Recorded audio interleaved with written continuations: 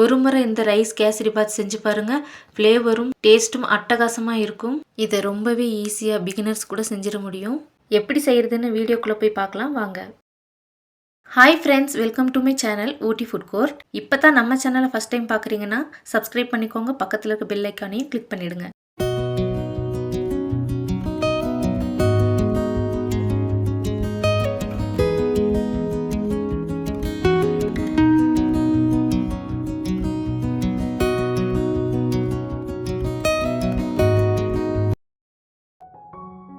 இந்த ஸ்வீட் செய்கிறதுக்கு 250 ml கப்பில் 1 கப் பாஸ்மதி ரைஸ் நான் எடுத்திருக்கேன். அது ஒரு பவுலில் சேர்த்துடலாம்.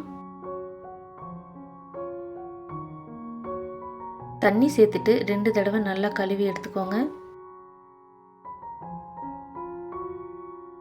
தண்ணியை முழுமையாக வடிச்சிட்டு திரும்பவும் தண்ணி சேர்த்து அரை மணி நேரம் ஊற வச்சுக்கோங்க.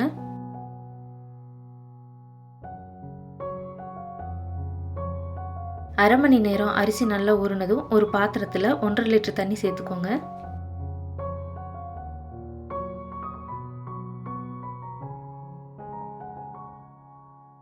இந்த தண்ணியில் ஒரு துண்டு பட்டை, 3 கிராம்பு, 3 ஏலக்காய் சேர்த்துக்கோங்க. இது கூடவே கொஞ்சமாக ஆரஞ்சு ஃபுட் கலர் நான் சேர்த்துருக்கேன்.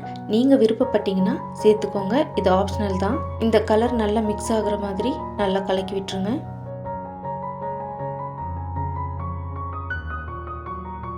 இந்த தண்ணி நல்லா கொதிக்கிற வரைக்கும் மூடி வச்சுடுங்க. இப்படி கொதிக்க வைக்கும் போது இந்த ஸ்வீட்டுக்கு நல்ல ஒரு ஃப்ளேவர் கிடைக்கும்.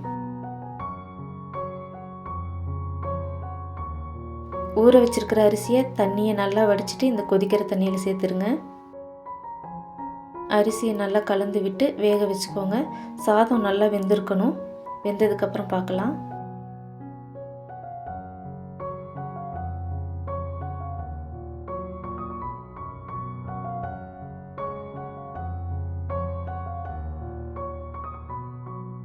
பார்த்தீங்கனாலே தெரியும் எந்த அளவுக்கு நான் வேக வச்சுருக்கேன்னு.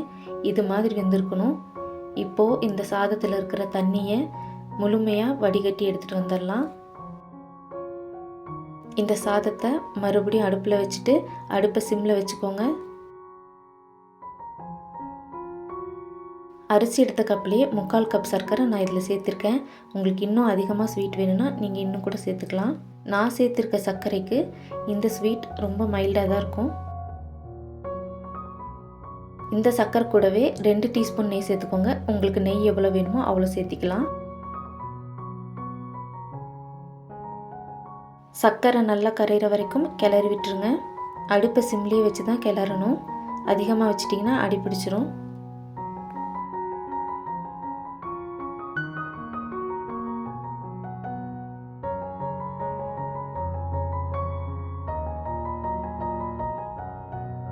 ரெண்டு நிமிஷம் மூடி வச்சிருங்க.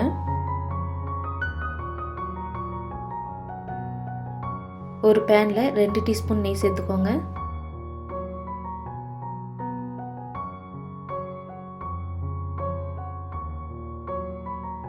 நெய் நல்லா உருகினதும் தேவையான அளவு முந்திரி திராட்சையும் சேர்த்துக்கோங்க. இது கூடவே நறுக்கி வச்சிருக்க பாதாமும் பிஸ்தாவும் சேர்த்துக்கோங்க. அடுப்பை ஆஃப் பண்ணிவிட்டு வறுத்துக்கோங்க. உங்களுக்கு எவ்வளோ பாதாம் பிஸ்தா வேணுமோ அது சேர்த்துக்கலாம். உங்ககிட்ட பாதாம் பிஸ்தா இல்லைனாலும் பரவாயில்லை, முந்திரி அதிகமாக சேர்த்துக்கோங்க. வறுத்ததுக்கப்புறமா இதை நம்ம ரைஸ் பாத்தோடு சேர்த்துடலாம்.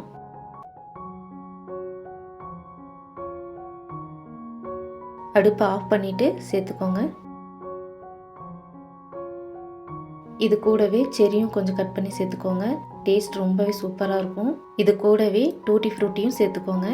இது எல்லாத்தையும் சேர்த்து சாப்பிடும்போது டேஸ்ட் அட்டகாசமாகவே இருக்கும். சேர்த்துருக்க பொருள் எல்லாம் மிக்ஸ் ஆகிற மாதிரி நல்லா கலந்து விட்டுருங்க.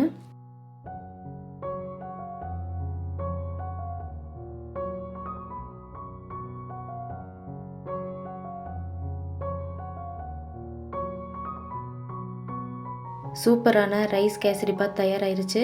இதை நம்ம அப்படியேவும் சர்வ் பண்ணலாம், இல்லைனா ஆற வச்சு சாப்பிடும்போது இன்னுமே அட்டகாசமாக இருக்கும். கண்டிப்பாக உங்கள் வீட்டில் நீங்கள் ட்ரை பண்ணி பாருங்கள். ட்ரை பண்ணி பார்த்துட்டு எப்படி இருக்குன்னு கமெண்ட்ஸில் சொல்லுங்கள். இந்த வீடியோ பிடிச்சிருந்தா லைக் பண்ணுங்கள், ஷேர் பண்ணுங்கள், கமெண்ட்ஸ் பண்ணுங்கள். மறக்காமல் நம்ம சேனலை சப்ஸ்கிரைப் பண்ணிடுங்க. அப்படியே உங்கள் ஃப்ரெண்ட்ஸ் அண்ட் ஃபேமிலிக்கும் ஷேர் பண்ணிடுங்க. தேங்க்யூ.